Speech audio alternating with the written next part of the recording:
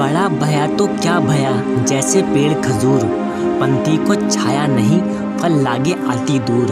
कबीरदास जी कहते हैं कि खजूर का पेड़ बेशक बहुत बड़ा होता है, लेकिन ना तो वो किसी को छाया देता है और फल भी बहुत दूर ऊंचाई पे लगता है। इसी तरह अगर आप किसी का भला नहीं कर पा रहे हैं तो ऐसे बड़े होने से भी कोई फायदा नहीं है। ऐसी बाणी बोलिए मन को आप खोए, औरन को शीतल करे आपू शीतल होए।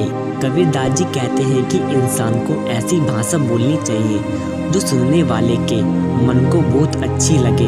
ऐसी भाषा दूसरे लोगों को तो सुख पहुंचाती ही है, इसके साथ खुद को भी बड़े आनंद का अनुभव होता है।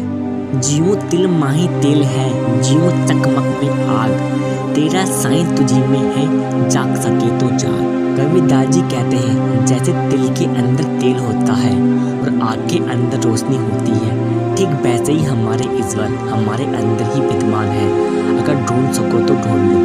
कबीरा ते नर अंध है, गुरु को कहत और, हरि रूठे गुरु ठोर है, गुरु रूठे नहीं ठोर।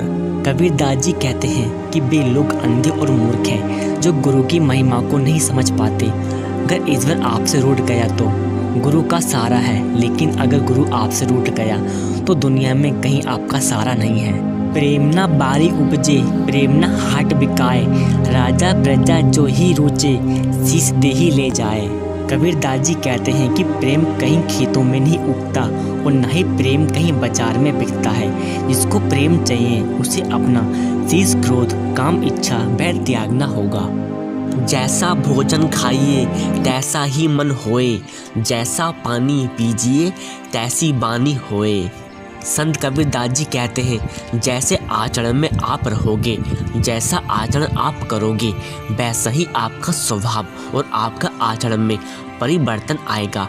ठीक उसी प्रकार जिस प्रकार का आप भोजन करोगे उसी प्रकार की सोच आपके मन में आएगी, और जैसा आप पानी पिएंगे वैसे ही आपकी वाणी होगी।